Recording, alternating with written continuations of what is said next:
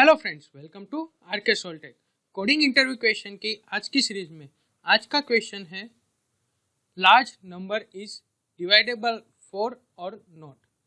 ये question easy है अगर ये क्वेश्चन हम इंटीजर या फिर न्यूमेरिक वैल्यू पे करें तो, लेकिन ये जो क्वेश्चन है ये क्वेश्चन हमारा है स्ट्रिंग का।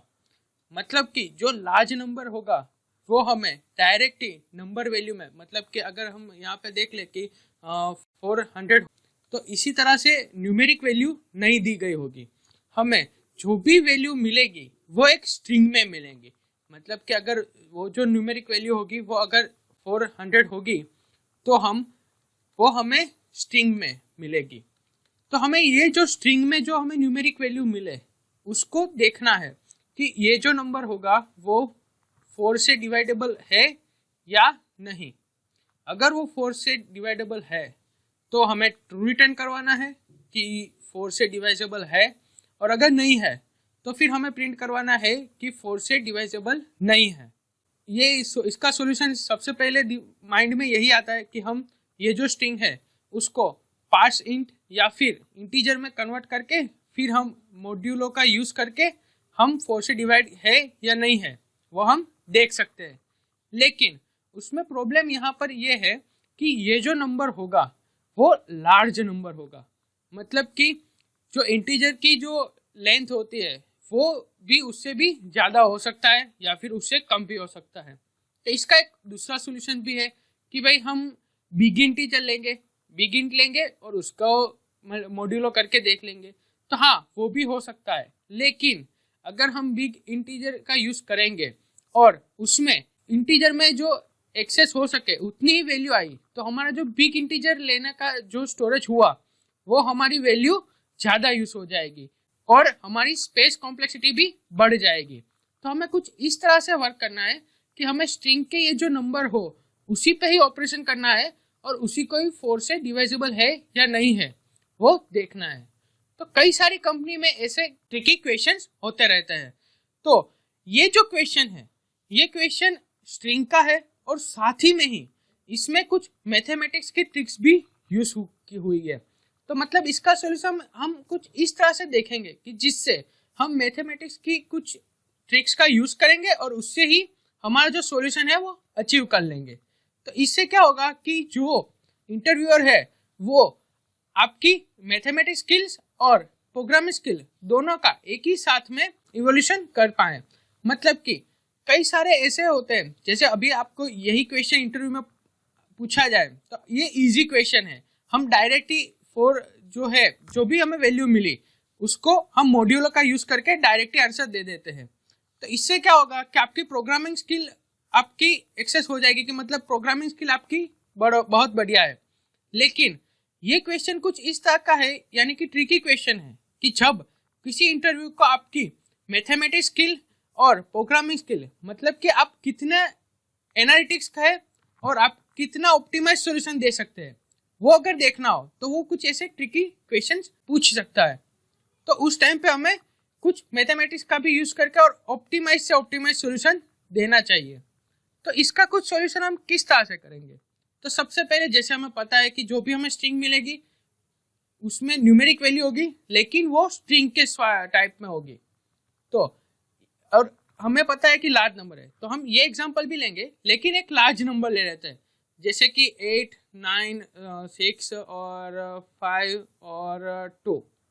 तो ये जो पूरी वैल्यू हुई वो इंटीजर की वैल्यू से भी ज़्यादा है। मतलब कि इंटीजर में हम ये वैल्यू स्टोर नहीं कर पाते, और अगर बिग इंट का यूज़ करते तो बिग इंट का यूज़ करके हम मॉड्यूलो 4 करते तो हमें रिमाइंडर जो भी मिलती, अगर 0 मिलती तो हम 4 से डिवाइजेबल है, अगर नहीं मिलती तो फिर ये 4 से डिवाइजेबल नहीं है। तो अब ये बात हो गई कि हम पहले बिग इंटी में ये इसको कन्वर्ट करें और फिर उसको मॉड्यूलो करें उस टाइप की। लेकिन अगर हमें इसको कहीं भी कन्वर्ट नहीं करना है और डायरेक्ट जो भी कैरेक्टर है उसका यूज करके हमें देखना है तो वो किस तरह से होगा? तो मैथ्स में एक ट्रिक है कि अगर आपके जो लास्ट के जो 2 डिजिट होते हैं उसको हम अगर 4 से डिवाइड कर पाए तो फिर हम पूरी वैल्यू को 4 से डिवाइड कर सकते हैं। मैं दोबारा ये दोहराता हूँ कि अगर जो लास्ट के 2 डिजिट होते हैं उसको हम 4 से डिवाइड कर पाए, यानी कि हमें रिमाइंडर अगर 0 मिले, तो हम जो पूरी वैल्यू है उसको 4 से डिवाइड कर सकते हैं और उसकी रिमाइंडर भी 0 ही मिलेगी। ये किस तरह से स्टेट हुआ? तो हम इजी वैल्यू का एग्जांपल लेते हैं। इसको हम इस टाइप से लिख सकते हैं कि 8 into 10,000 plus 9 into 1,000 plus 6 into 100 plus 5 into 10 plus 2। और मैथ्स में एक ऐसा स्टेट हुआ है कि अगर जो हमारा 10 है उसकी कोई भी आई हो, यानी कि 10 की कोई भी रेस्ट हो, 2 से ग्रेटर हो या फिर उसके इक्वल हो, तब जो हमारा ये जो वैल्यू होती है वो 4 से डिवाइडेबल करे तो हमें रिमाइंडर 0 मिलती है। तो यहाँ पर हम देखें तो ये वैल्यू और ये वैल्यू, ये सभी वैल्यू यहाँ पर 0 हो जाएगी, क्योंकि ये डिवाइड बाय 4 0 हो जाए 0 है और उसको 6 से मल्टीप्लाई करेंगे तो वो भी 0 हो जाएगा।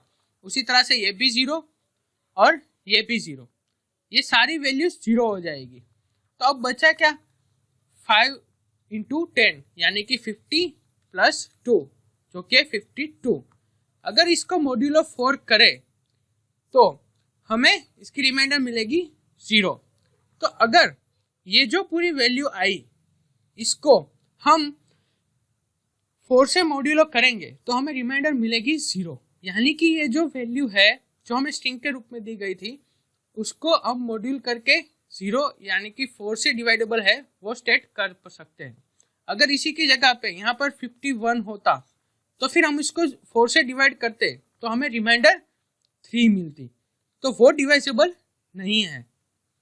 तो इसी तरह से हम इसमें जो ये मैथ्स की ट्रिक है रेस्ट वाली कि 10 रेस्ट टू अगर 3 हो, 10 रेस्ट टू 4 हो, तो उसको डिवाइड बाय 4 करें तो हमें रिमाइंडर 0 मिलती है, उसका भी यूज कर लिया।